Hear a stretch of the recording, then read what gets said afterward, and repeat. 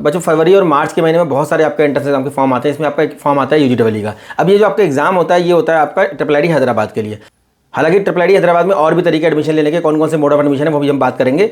तो आज वीडियो में बच्चों बात करेंगे हम लोग ट्रिपल हैदराबाद का जो आपका एंट्रेंस एग्जाम होता है बीटेक प्लस एमएस 5 ईयर के कोर्सेज के लिए। इस एग्जाम का नाम है यूजीडब्ल्यू, इसको बोलते हैं अंडर ग्रेजुएट एंट्रेंस एग्जाम। और ये एग्जाम का एग्जाम होता है आपके 5 ईयर कोर्सेज के लिए। तो बच्चों एग्जाम का पैटर्न क्या होता है, एलिजिबिलिटी क्राइटेरिया क्या क्या इसमें है और कौन कौन से कोर्स हमें इसमें मिलते हैं। ये बच्चों इनके पास 6 डोमेन है जिसमें ये आपका बीटेक प्लस एमएस रिसर्च करवाते हैं। और ये बहुत ही जबरदस्त आपका कॉलेज है ट्रिपल हैदराबाद।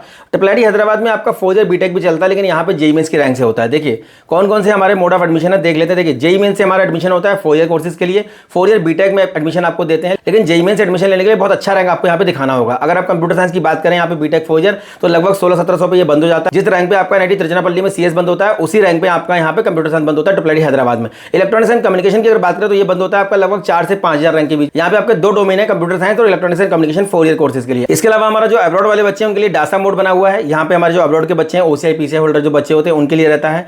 यूजीडब्ल्यू का जो हमारा एग्जाम होता है इसकी हम लोग आज बात करने वाले हैं कि क्या एग्जाम का पैटर्न रहता है, क्या एलिजिबिलिटी है, कौन कौन से कोर्स हमें मिलते हैं और ये एग्जाम क्वालिफाई करने के बाद आपका इंटरव्यू होता है, उसके बाद फाइनल सिलेक्शन आपका यहाँ पे होता है। एक और हमारा मोड ऑफ एडमिशन यहाँ पे है, ये है LEEE, इसको बोलते हैं लैटरल एंट्री एंट्रेंस एग्जामिनेशन। ये उन बच्चों के लिए होता है जो डिप्लोमा किए हुए हैं। बहुत सारे बच्चे डिप्लोमा वाले मुझे मैसेज करते रहते हैं कि सर हमारे लिए कोई बेस्ट ऑप्शन नहीं है, हम कहाँ पे बीटेक करें, कैसे एंट्री लें। बहुत सारे ऐसे बच्चे डिप्लोमा वाले जिन्होंने जेईई मेंस का फेज 1 का पेपर दिया है, अब वो ये पूछते हैं कि हमें सेकेंड ईयर में एडमिशन मिलेगा। तो देखिए एनआईटी, ट्रिपल आईटी, आईआईटी और जितने भी आपके नेशनल इंपॉर्टेंस के कॉलेज हैं या जो आपकी सेंट्रल यूनिवर्सिटीज हैं, यहाँ पे आपका सेकेंड ईयर में डायरेक्ट एडमिशन नहीं होता है। मतलब आपने डिप्लोमा किया हुआ है तो आपका 12th का इक्विवेलेंट माना जाएगा। और जिन बच्चों ने जेईई मेंस का पेपर दिया है उनको फर्स्ट ईयर में ही एडमिशन मिलेगा। अगर आप आईआईटी, ट्रिपल आईटी, एनआईटी या फिर जीएफटीआई या फिर किसी और सेंट्रल यूनिवर्सिटी में जाना चाहते हैं तो आपको फर्स्ट ईयर में ही जाना पड़ेगा। डिप्लोमा आपने किया हुआ है तब भी आप फर्स्ट ईयर में ही जाएंगे। एक तरीका ये भी है, यहाँ पर अगर आपने ओलंपियाड क्वालिफाई किया है, अगर आप इंटरनेशनल कैंप तक गए हैं मतलब ओलंपियाड में, तो आप यहाँ पे जा सकते हैं, यहाँ पे आपको डायरेक्ट एडमिशन मिल जाएगा। इसके अलावा हमारा एक और तरीका यहाँ पे, अगर आप बोर्ड में बच्चों, अगर बोर्ड वाले पोर्टल को आप ओपन करेंगे इसमें लिखा हुआ है साफ साफ कि अगर 90% से ऊपर बच्चों अगर आपका बोर्ड में आ रहा है, आप किसी भी बोर्ड से अगर आप 90 से ऊपर आपका बोर्ड में है तो आप यहाँ पे डायरेक्ट अप्लाई कर सकते हैं। ये जो एडमिशन मिलता है ये BTech plus MS 5 year courses में आपको मिल जाता है। तो ये तो रहे बच्चों हमारे मोड ऑफ एडमिशन। और इसकी जो डेट है वो देख लेते हैं हम लोग। एप्लीकेशन हमारा स्टार्ट हुआ है 4 फरवरी से, लास्ट डेट हमारी जो है वो 23 मार्च है। इसके अलावा हमारा देखिए 19 अप्रैल को एग्जाम कंडक्ट होगा ये। और इसके अलावा जो हमारा इंटरव्यू होगा, जब ये एग्जाम आप क्वालिफाई कर लेंगे तो आपका इंटरव्यू होता है, ये होगा आपका 4 से 6 जून के बीच में। अब ये 4, 5, 6 3 दिन में कभी भी आपका हो सकता है, वो अपडेट आपको मिल जाएगी। तो इंटरव्यू जब आप फाइनल क्वालिफाई कर लेंगे उसके बाद आपका फाइनल सिलेक्शन यहाँ पे होगा।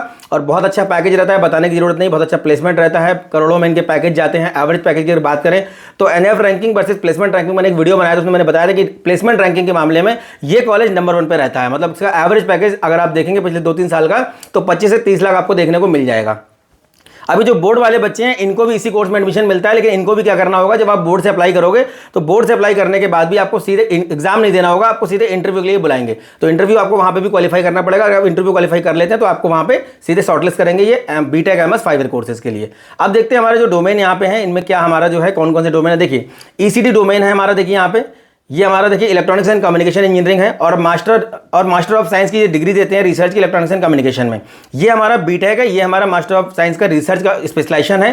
तो यहाँ पे देखिए कंप्यूटर साइंस के साथ में आपका कंप्यूटेशनल लिंग्विस्टिक है, उसके बाद कंप्यूटर साइंस के साथ में कंप्यूटेशनल नेचुरल साइंस है, उसके बाद हमारा देखिए कंप्यूटर साइंस के साथ में हमारा कंप्यूटिंग ह्यूमन साइंस है। तो ये बच्चों हमारे 6 डोमेन है जिसमें हमें बीटेक प्लस एमएस की ये रिसर्च की डिग्री हमें मिलती है 5 साल की। थोड़ा सा महंगा कॉलेज है, 4-4.5 लाख 5 लाख तक का आपका खर्चा हो जाएगा, लेकिन यहाँ पे आरओई आपका बहुत बेस्ट है। तो बैंक से लोन वगैरह कराना बहुत ज़्यादा ईजी हो जाता है यहाँ के लिए। इस कॉलेज के नाम आपको बैंक इजीली लोन दे देगी। और मेरे हिसाब से अगर आपको ये कॉलेज मिलता है तो आपको लोन ले लेना चाहिए। मैं सारे कॉलेज रिकमेंड नहीं करता हूं, लेकिन कुछ ऐसे कॉलेज हैं इंडिया में जहां पे आपका आरओई बेस्ट रहता है और यहां पे आप अपना रिस्क ले सकते हैं, लोन वगैरह लेकर के आप पढ़ाई यहां पे कर सकते हैं, क्योंकि इसके बाद एक फ्यूचर जबरदस्त आपको यहां पे मिलने वाला है आपको, और प्लेसमेंट वगैरह की यहाँ पे कोई दिक्कत रहती नहीं है। अब बच्चों देखते हैं एग्जाम के बारे में। देखिए हमारा ये एग्जाम जो है ये ट्रिपल आईटी हैदराबाद कंडक्ट कराता है, प्राइवेट हमारी ये बॉडी है। तो ट्रिपल बी मॉडल पे ये हमारा पहला इंस्टीट्यूट है जो 1998 में स्टेबलाइज किया गया था, और हैदराबाद हमारा तेलंगाना में ये कैंपस बना हुआ है। क्या एलिजिबिलिटी क्राइटेरिया में दिखाना होगा, देखिए 12th पास होना चाहिए या उसके इक्विवेलेंट कोई आपके पास जो है मार्कशीट होना चाहिए मैथमेटिक्स में, फिजिक्स में, केमिस्ट्री में। और आपका जो है जून 2025 से पहले आपकी मार्कशीट देखिए यहाँ पे दिखा हुआ, जून 2025 से पहले आप पास आउट होना चाहिए। या इसके अलावा एक और चीज़ यहाँ पे दी हुई देखिए, कैंडिडेट 2021 है उससे पहले का नहीं होना चाहिए। मतलब 22 का चल जाएगा, 23 का चल जाएगा, 24 का चल जाएगा, और 25 में अगर अपीयर हो रहे हैं तो बहुत अच्छी बात है। तो ये आप ये मान के लिए कि डबल ड्रॉपर भी यहाँ पे अलाउड है। और यहाँ पे सबसे अच्छी बात ये है कि 75 को कैटेगरी यहाँ पे आपको नहीं दिखाना पड़ेगा। अगर बच्चों बोर्ड में आपका परसेंटेज अच्छा नहीं है या फिर ऐसा लगता है कि किसी बच्चे का अच्छा नहीं आया हुआ है, नहीं आ पाएगा, तो फिर आपके लिए बेस्ट ऑप्शन हो सकता है ट्रिपल आईटी हैदराबाद का यूजीडब्ल्यू एग्जाम। इसके अलावा आप अगर बोर्ड से जा रहे हैं तो आपको 90% के ऊपर यहाँ पे दिखाना पड़ेगा। तो दोनों ही तरीके, अगर बोर्ड में 90 के ऊपर है तो फिर डायरेक्ट एडमिशन आपका हो जाएगा, मतलब इंटरव्यू के लिए जाएंगे। और अगर बोर्ड में आपका 75% नहीं बन पा रहा है तो आप यहाँ पे आराम से अप्लाई कर सकते हैं और यहाँ इस एग्जाम को आप दे सकते हैं। एप्लीकेशन फीस की बात करते हैं, देखिए 3000 रुपये एप्लीकेशन फॉर्म की फीस है हमारी जो मेल कैंडिडेट है उनके लिए, और जो हमारे फीमेल कैंडिडेट है उनके लिए 1500 रुपये फीस रहती है। यहाँ पे एक फीमेल डाइवर्सिटी पूल कोटा चलता है, इसमें फीमेल कैंडिडेट को थोड़ा सा फायदा मिल जाता है, मतलब थोड़ा ज़्यादा रैंक पे मिल जाता है, पर ज़्यादा डिफरेंस नहीं आता है।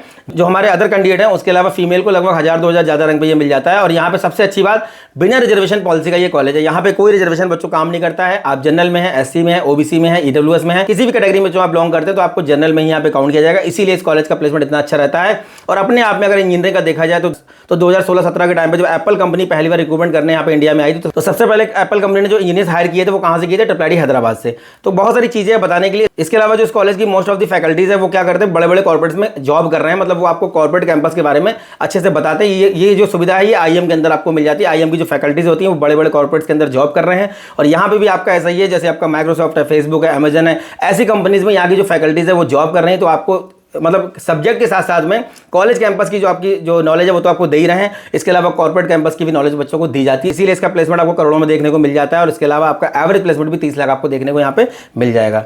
अब बात करते हैं एग्जाम का हमारा पैटर्न क्या होता है। देखिए आपका एक एग्जाम होगा SUPR के नाम से, ये है सब्जेक्ट प्रोफिशिएंसी टेस्ट, ये आपका 60 मिनट का होगा। उसके बाद रिसर्च एप्टीट्यूड टेस्ट हमारा होगा, इसको बोलते हैं REAP, ये हमारा 120 मिनट का होगा। और बच्चों 1/4 की यहाँ पे नेगेटिव मार्किंग आपकी रहती है। और यहाँ देखिए डेट ऑफ एग्जामिनेशन हमारा 19 अप्रैल को एग्जाम ये कंडक्ट होना है और हमारा 9 से 12 बजे के बीच में एग्जाम हो, 3 घंटे का बच्चों ये आपका एग्जाम रहता है।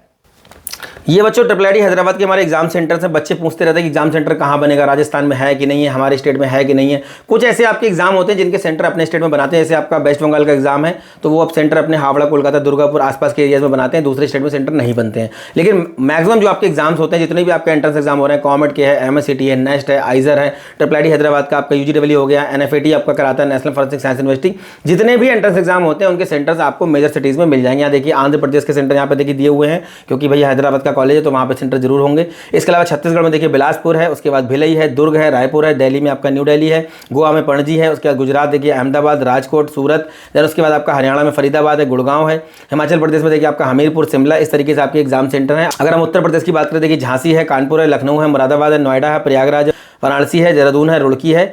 उत्तराखंड में देखिए हमारा रुड़की है, वेस्ट बंगाल में दुर्गापुर है, कोलकाता है, सिलीगुड़ी है।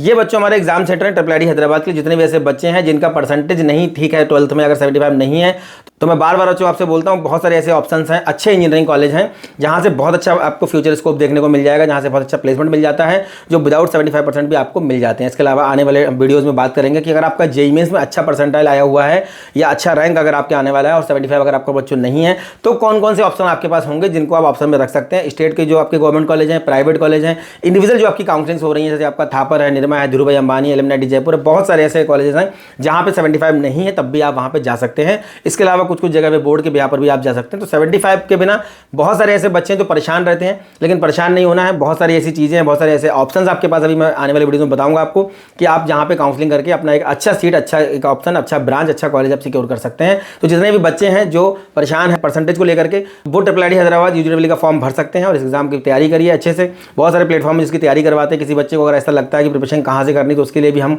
कुछ प्लेटफॉर्म आपको सजेस्ट कर देंगे। कमेंट बॉक्स में आप कमेंट कर सकते हैं। गूगल डॉक्स फॉर्म दिया हुआ है। हर संडे हम लोग गूगल मीट करने का प्लान कर रहे हैं, 7 से 9 गूगल मीट रहेगी, बिल्कुल फ्री ऑफ कॉस्ट। जितने भी आपकी क्वेरीज हैं regarding entrance exam form filling या फिर जो आपका परसेंटाइल आ गया है, इसके भी आप पर कहाँ आपको अप्लाई करना है। जैसे आपका IPU दिल्ली का अभी ओपन हो गया 1 फरवरी से। जितने भी बच्चे हैं जो जाना चाहते हैं 31 मार्च से पहले अपना फॉर्म भर दें और 26 अप्रैल से आपकी काउंसलिंग स्टार्ट होगी। काउंसलिंग देखिए तभी स्टार्ट होगी जब आपका रैंक आपके हाथ में आ जाएगा, लेकिन जो प्रोसेस एक होता है वो पहले से स्टार्ट हो जाता है। तो आपको समय रहते एक फॉर्म भर देना है। अगर आपने 31 मार्च से पहले IPU का फॉर्म नहीं भरा तो आपको फिर 26 अप्रैल के बाद काउंसलिंग में पार्टिसिपेट नहीं करने दिया जाएगा, या फिर दोबारा से विंडो अगर ओपन होता है तो बहुत अच्छी बात है, क्योंकि पिछले साल इन्होंने मई में भी विंडो एक बार ओपन किया था। लेकिन रिस्क लेने की जरूरत नहीं, आपको पहले फॉर्म भर दीजिए। तो ऐसे जितने भी आपकी काउंसलिंग होगी, आपकी JEE मेंस की रैंक के बिहाफ पर कैसे कैसे कहाँ अप्लाई करना है, किस किस परसेंटाइल पे अप्लाई करना है, कौन कौन से आपको काउंसलिंग के फॉर्म भर रहे हैं, कौन कौन से आपको एंट्रेंस एग्जाम के फॉर्म भरने हैं, ये सारी चीजें गूगल मीट में हम लोग डिस्कस करते हैं। ओपनिंग क्लोजिंग रैंक, लास्ट के कट ऑफ, जो भी चीजें रहती हैं, या फिर जो आपके डॉक्यूमेंट्स को लेकर बच्चे बड़े डाउट में रहते हैं कि कौन सा फॉर्मेट में हमें document, domicile, income certificate, category certificate कैसे बनवाना है, कब बनवाना है, किस डेट का बनवाना है, बहुत सारी चीजें बच्चों के दिमाग में रहती है। फिजिकल हैंडीकैप के जो हमारे बच्चे हैं उनके लिए बहुत जल्दी वीडियो लेकर के आएंगे, क्योंकि पूछते रहते हैं कि हमें कितने नंबर लाने होंगे NIT के लिए, कितने नंबर लाने होंगे IIT के लिए। बहुत जल्दी उन बच्चों के लिए लेकर के वीडियो आएंगे फिजिकल हैंडीकैप का, जितना भी आपके कॉलेज है उनका कट ऑफ क्या रहता है। तो उम्मीद करते हैं हमारी दी गई जानकारी आपके काम आती होगी। नेक्स्ट वीडियो में मिलेंगे अच्छे टॉपिक के साथ, तब तक धन्यवाद, थैंक यू वेरी मच।